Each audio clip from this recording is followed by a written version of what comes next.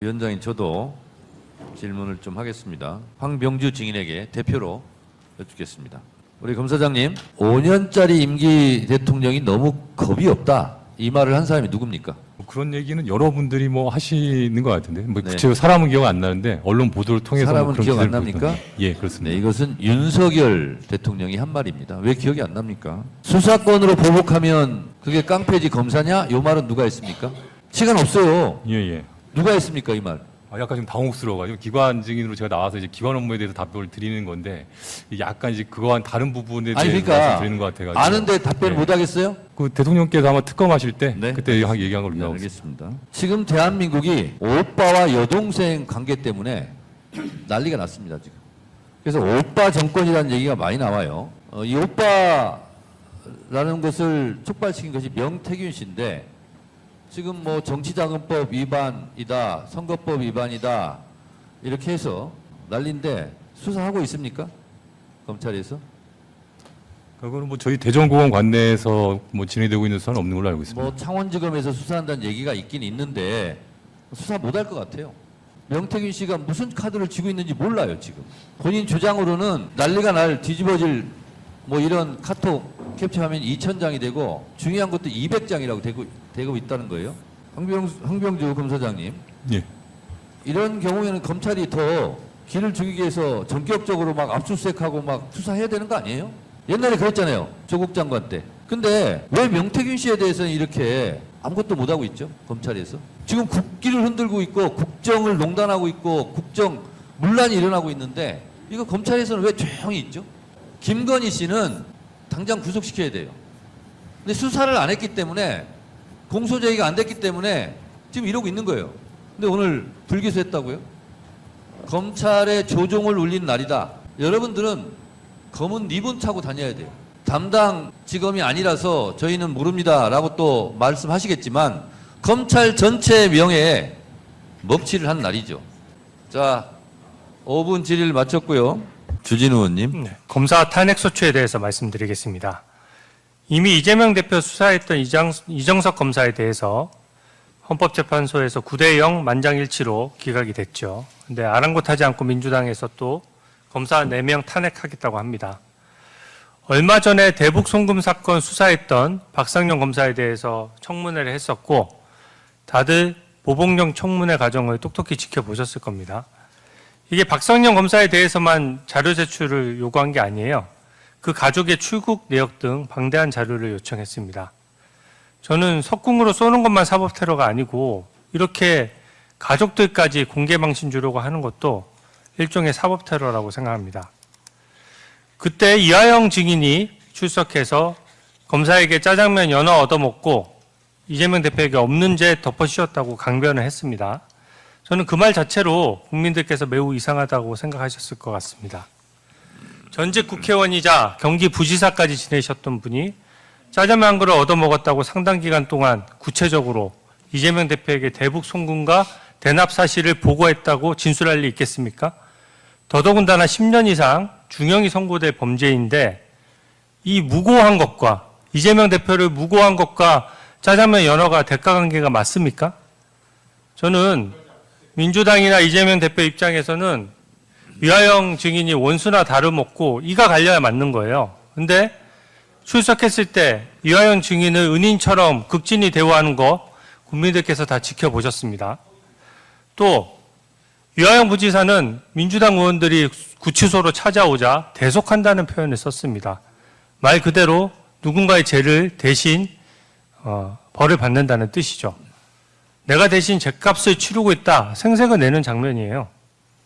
당시 교도관 36명, 입회했던 변호사 2명 모두 연어 술 파티가 없었다고 명백히 증언을 했습니다. 진술을 했어요. 근데 그 변호사들은 국민의힘에서 증인으로 아무리 신청해도 민주당에서 받아주지 않습니다.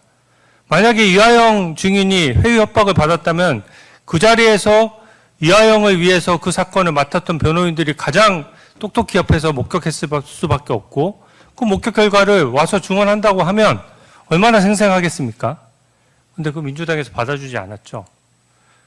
이게 이 청문회 과정이 저는 누가 거짓말을 하고 있고 왜 검사를 이렇게 괴롭히는지 보여준 장면이라고 생각합니다. 민주당이 법 왜곡죄라는 회개한 법률을 또 만들려고 하는데 이것도 저는 수사검사에 대한 겁박용이라고 생각합니다. 법 왜곡죄야말로 정상적인 사법체계를 왜곡할 수 있다고 생각하는데 황병조 고검장이 한번 의견을 밝혀주시죠.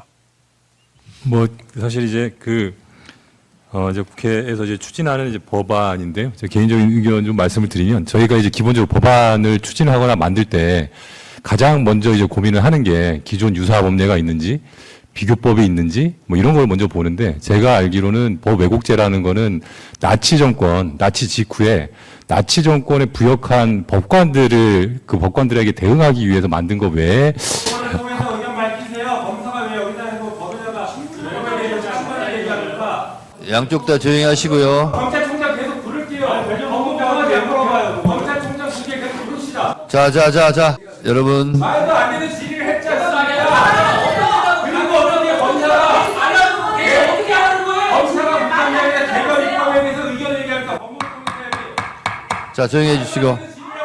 조용히 해주세요. 자, 조용히 해주세요.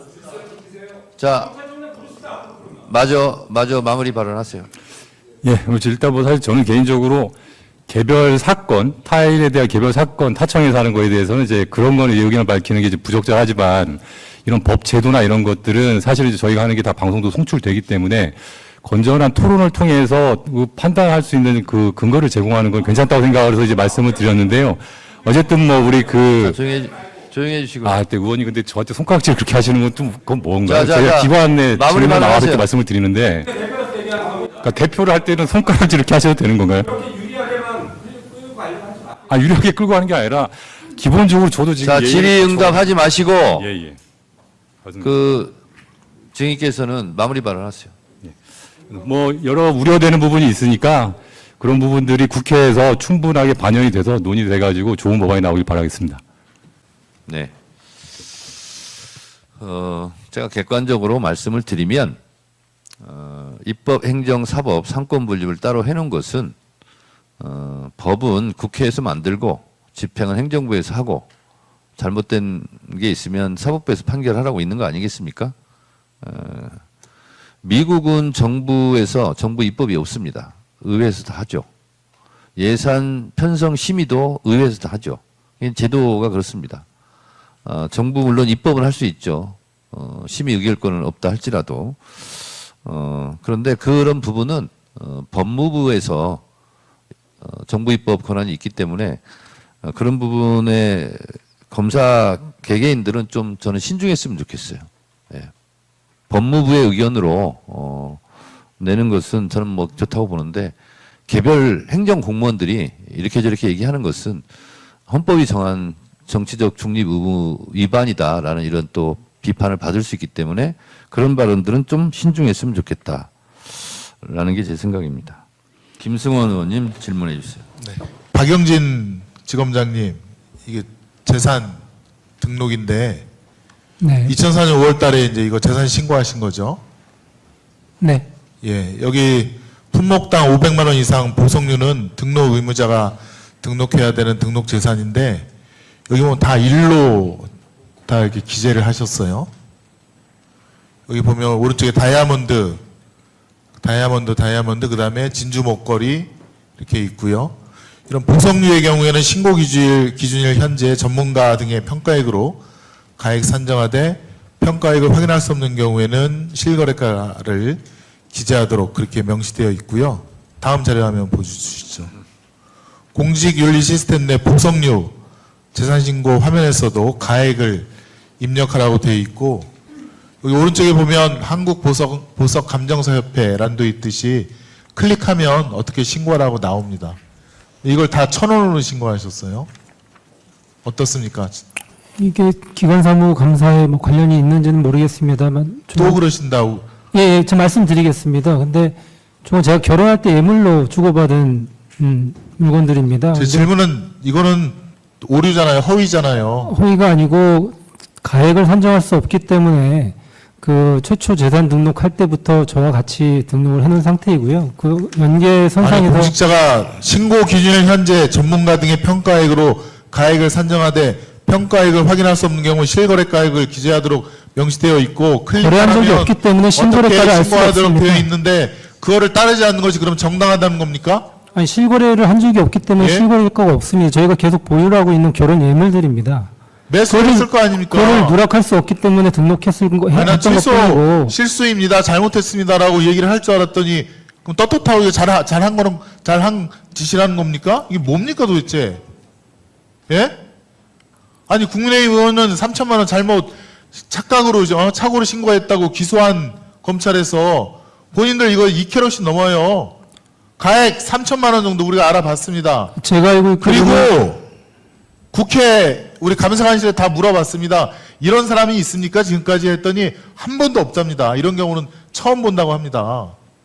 제가 이걸 지금 잘했다고 지금 이렇게 계속 네, 제가 알고 있기로는 제가 알아본 바로는 실거래가가 없는 경우에는 그 가액을 산정할 수 없기 때문에 저렇게 그 산정할 수 없는 것으로 기재를 해도 된다고 최초 등록 때부터 제가 확인해서 그대로 저 연속선상에서 등록했을 뿐이고요. 그걸 많이 말씀하셨던 기준을 제가 알았더라면 정확하게 가액 산정까지 해서 등록을 했을 겁니다. 오류가 있다면 제가 시정을 하도록 하겠습니다. 우리 황병주 대전 고검장님, 예. 방금처럼 재산 축소 신고하고 허위 공문서 작성하면 즉각 검찰에 수사해야 되는 거 아닙니까? 근데 저는 이제 저걸 보고 뭐 사실 저희가 잘 모르니까요. 그렇게 하는데 이제 아니. 저는 드는 생각이 국회의원들도 예. 재산 축소 신고하면 수사받고 재판에 넘겨져서 재판받아요. 21대 국회 때 그래서 재판받아가지고 80만 원 벌금 맞은 사람도 있고, 근데 검찰이라고 예외로 하면 안 되잖아요. 즉각 수사해야 되는 거 아니에요? 일단 이제 제가 사실 그 공안부의 전문은 아니지만 그게 재산 축소 신고가 아마 공안 선거에 영향을 미칠 목적이라든지 뭐 이런 게 그렇지 있었던 않고 것 이거는 허위 기재잖아요. 그리고 이제 그 허위 부분도- 공문서 작성이에요. 그러니까 그 부분도 근데 지금 방금 우리 업무방해도 되겠구만요. 그러니까 전주진 원장께는 처음에 협부 상의를 했다고 지금 방금 얘기한 걸로 들었고 아니 그 이거는 생각이- 실정법 위반이라니까요. 그러니까 이제 저게 이제 수사하세요.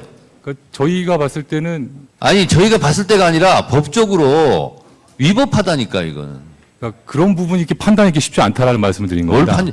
근데 국회의원들은 왜 재산 축소 신고하면 왜 그걸 가지고 그럼 수사합니까? 그러니까 그 사건도 제가 직접 수사는 안 했지만 그 사건에 혐의가 있는지 없는지에 대해서 판단을 하기 위해서 굉장히 많은 수사팀이 이제 붙어서 했을 거고요. 관련자들 얘기도 들었을 거고. 이건 즉각 수사해야 정리도 됐을 돼요. 거고요. 그러니까 기본적으로 저희가 객관적인 사실이 있어야 되고 그거에 대한 인식이 있어야 되는데 자 잠깐 됐고요. 제가 하는 거니까.